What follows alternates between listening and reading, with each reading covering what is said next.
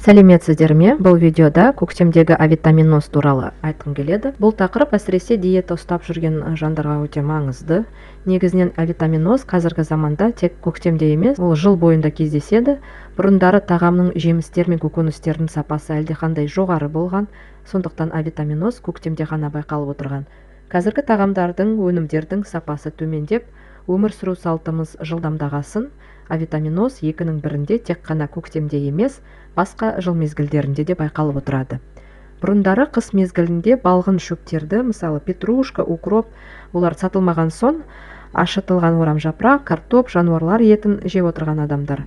Ал қазір укропты біз супермаркеттен ала аламыз қыста да, бірақ теплицада өскесін әрине сапасы төмен болады.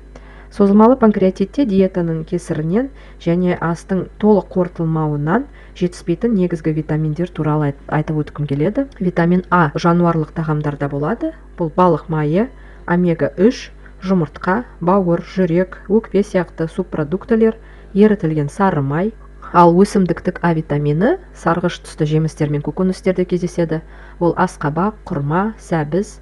Витамин А дефициті омега жетіспеуіне және өт қабы проблемасына байланысты болуы мүмкін. Дені сау адамға бұл витамин тәулігіне 1,5-2 мг мөлшерінде керек болып отырады, бірақ көптеген аурулардан бұл витаминнің артық мөлшеріне деген сұраныс туындайды. Бұлар инфекциялық аурулар, бауыр ауруы, ауыр жұмыспен айналысатын адамдар, асқазан мен ішек ауруы, көзге үлкен ауыртпашылық түскенде осы витаминнің мөлшері көбірек керек болады.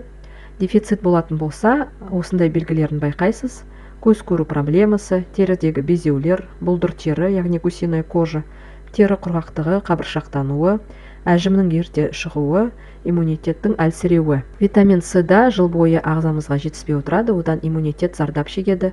Витамин С тек қана апельсин, лимонда ғана емес, жасыл шөптерде, қою жасыл түсті көкөністерде, болгар бұрышында да кездеседі. Оның жетіспеушілігінен мұрын қанауы, тамырлардың зақымдануы, бір түрткеннен денеде дақтардың пайда болуы, көк түсті, яғни синяк, железо қорытылуы бұзылады, үнемі ОРВИ мен ауру болады. Сонымен қатар С витамині жетіспеушілігі асқазандағы сөл қышқылының төмендеуінен де болады, себебі бұл витамин сөл қышқылы арқасында қорытылып отырады. Витамин С ағзамызда жиналып сақталмайды, сондықтан біз оны үнемі толықтырып отыруымыз керек, витаминдерді ішіп.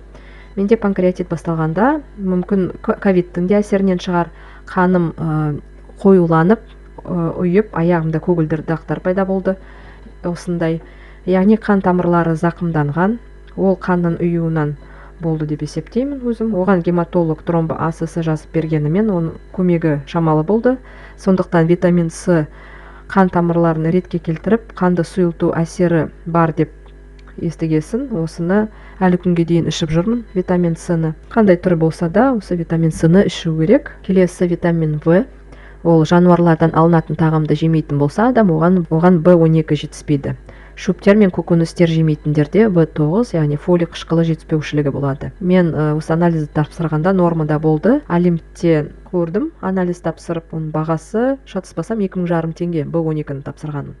Негізі менде фолий қышқылы жетіспеген, оған эндокринолог маған фолий қышқылын жарты жылға ішуге жазып берген. Оны жақында ғана бітірдім ішіп. В1 жетіспейтін болса, асқазан ауруы, В2 жетіспесе шаршау, В3 ол жаралар, асқа тәбеттің болмауы, В5 жүрек айну, В6 ісіну, яғни отеки, В12 жетіспесе диарея, асқа деген тәбеттің болмауын тудырып отырады. В1 айырбастау процесіне қатысады, тұз бен судың ағзаға сіңіп отыруын қадағалайды. Брокколи, бұршақ, сәбіз, асқабақ, бұрыш сүттің құрамында болады. В2 ағзаның қышқылдығын ретке келтіру реакцияларына қатысады. Қарақұмық, балық, сүзбенің құрамында болады. В3 ас қорыту процестерін ретке келтіреді, ішек перистальтикасын жақсартады, микрофлора балансын сақтап, ұйқы безі, бауырдың жұмысына әсерін тигізіп отырады. Асқазан ішек органдарын қабаттарын қорғайды. Қарақұмық, миндаль, сәбіз, картоп, индейка, треска балығы құрамында болады. В6 ас қорыту ферменттерінің бөлінуін туғызады. Арпа, қарақұмық бауыр құрамында кездеседі. В9 бұл атап өткен фолий қышқылы заны жалпы қалпына келтіреді. Брокколи, дәнді дақылдар, жаңғақ, жұмыртқа, ашытылған сүт тағамдарының құрамында болады. В12 майлар мен көмірсулардың қорытылуына қатысады. бауыр жұмысына жауап береді. Балық, майлы емес ет, ірімшік, соя сүтінің құрамында кездеседі. Витамин D бұл да адам ағзасына жыл бойы жетіспей отырады деуге болады. Сіз жылы жақта өмір сүрсеңіз де, бұған қарамай витамин дефицитте болуы мүмкін организмде.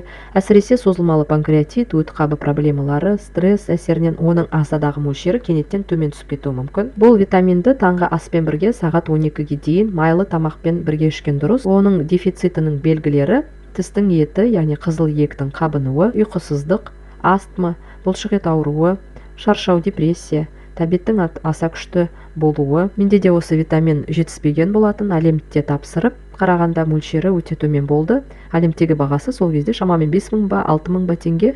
Осы витаминдерді тапсыру негізінен қымбат екен. Әлі күнге дейін осы витаминді мен ішіп жүрмін. Now Foods деген түрін қазір ішіп жүрмін. Менде осы витамин жетіспеушілігінен болар. Оның белгісі бұлшық еттерім ауырып, бұрап жатырғандай ауыратын болды. Және шаршау, депрессия болды. Және тәбетім аса күшті болатын. Негізгі аса қажетті витаминдер туралы видеом осы. Бұл витаминдердің дозасы мен түрлері міндетті түрде дәрігермен жазылады. Дәрігермен кеңестен соң ішуіңіз керек. Ол эндокринолог, гематолог, терапевт сияқты дәрігерлер жазып береді. Немесе нутрициологқа жүгініңіз. Бұл видео ұнаса каналға тіркеліңіз, лайк басыңыз. Үлкен рахмет.